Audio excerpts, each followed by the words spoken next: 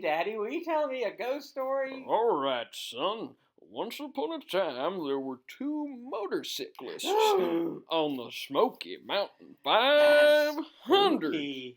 And they stopped at the Wildcat Campground, which I have to say, the people are nice, but there's a lot to be desired about the actual campsite. Gonna have to give it 2 thumbs down, Ace. I would agree with that. 15 some odd plots for campsite. I can't speak.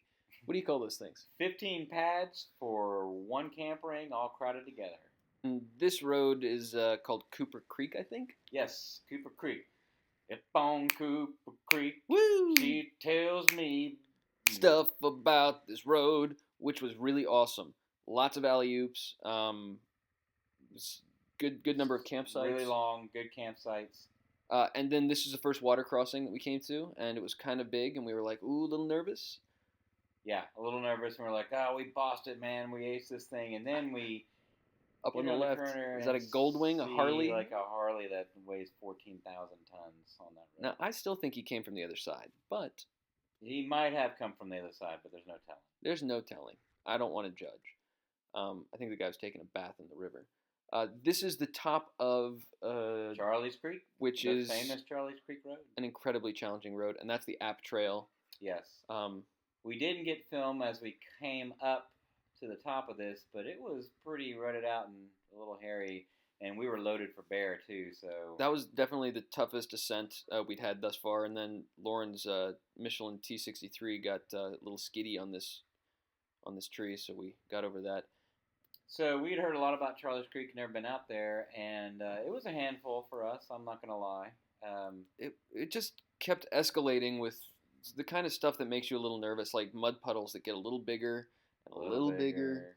And we just saw a bunch of Jeeps go up there, and so we really have no idea. I mean, a Jeep could be in the bottom of these mud holes. Huge Probably Jeeps. was. Huge Probably Jeeps. was. The kind of Jeeps that say MYNE on the front. Right. And have a large woman driving them. Very large. So this is the mud ocean. I mean, this thing's huge, and you can see Lauren's back tire getting a little squirrely. There's no telling what's in this thing. Actually, as a creek comes into a mud hole, it's the perfect situation, and we couldn't see anything. But as you can see, Brandon rides across it with great aplomb and grace. A plum. I had that in the saddlebags. Look at that. I had a plum in the saddlebags. Yes. Um, My plums are up in my throat. Just wait. His plums got way up in his throat in the next section because this section got a little tough, but then not too long after this, there was a place that was just totally washed out. Yeah. I mean, this stuff is challenging but very doable. And remember again, we are mid-level riders. We're not experts. We're not pros. We're not going down here. I mean, it's like we can ride, but you know. I've got only 3 years on dirt. Lauren actually introduced me to riding off-road dirt trails a few years ago, and I've never looked back. This section was a little nerve-wracking. I mean, the camera doesn't show how steep it is. You can kind of tell how steep it is when you look at where Lauren is going down the hill, and enough mud to make me nervous. Yeah, lots of ruts. And again, we've never been on the road. We don't know what it's normally like. Really see the drop right there. Yeah, so it felt like it was, it was pretty serious. But I know I read people go up and down this road all the time. Now, these are 650s with a ton of gear on them. So anyway, we want to let you guys know because we weren't sure what to expect. And I know that if we'd been going the opposite direction, there's one section that you're going to see here in a minute that I don't think we could have ascended. No, I don't think we could have. And I think it's mainly because Jeeps and stuff. It's this section right here.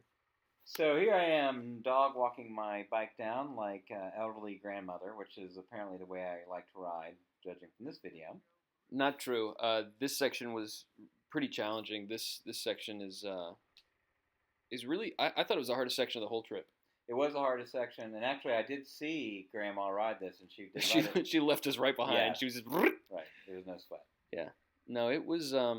You can't really tell in the video, but it got really narrow where the water ran through, and there were sections where trying to pick a line that had any kind of traction would have been really challenging.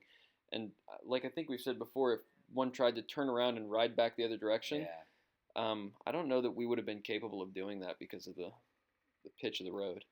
So here I am leisurely taking my time riding down this thing, but this was the worst part. After this, it's still a little gnarly, but it was good.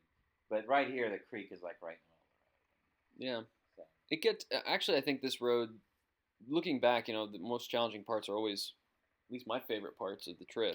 So, yeah. But after this, it really gets nice. There are a number of small water crossings with very clear water, and the canopy of the trees gets nice. So I was watching this earlier, and it reminds me of a golfer as I sort of approach the green here, sort of stop for a moment, Then, I get down here and stop. Okay, stop. Then I start kind of looking at the green, see the lay of the land, reconsider, pick out my club, and Feet barely touch. No, they don't even touch at all. Don't touch, and then we putt. Oh, it's a good putt. It was a great putt. Yes, there we are. And there we are, down at the bottom. Easy peasy. And really, after that, there was nothing about the road that was overly challenging, I didn't think. The world should take keen note that there is no video of me coming down this section, mainly because I knew that if the video was running, I would drop the bike knowing that my parents were watching. We can't have that. Not at all. So here we are at the bottom of Charlie's Creek, and we are now going through that world-famous water crossing. And there's tons of great people down here with their families, fishing, cars parked all over the river. So it was really nice to get down here. Perfect way to end this section of road. And as wide as this water crossing is, not too challenging. Certainly not nearly as scary as some of those deep mud holes. No. So as soon as we get across, I take off in the wrong direction, that's really my specialty in this trip. You were perfect at that part of the trip. What is this lake called? This is Nantahala Lake. Gorgeous. Absolutely gorgeous. Good strip of the road where it goes along. Ooh! Instant replay of that. That was Lauren almost killing a chicken. Yeah, this watch out for. There is a death chicken out there. He's suicidal. He tried to kill me. By far the hardest part of the trip. He ran out in front of me. Actually, a lot of wildlife ran out in front of Lauren. I think there were about 20 squirrels that had a death wish. That was also the app trail, and I guess this is the end. This is the end. Or is it? What? Whoop, whoop, whoop, whoop. Thanks for listening, guys. Go out and ride this.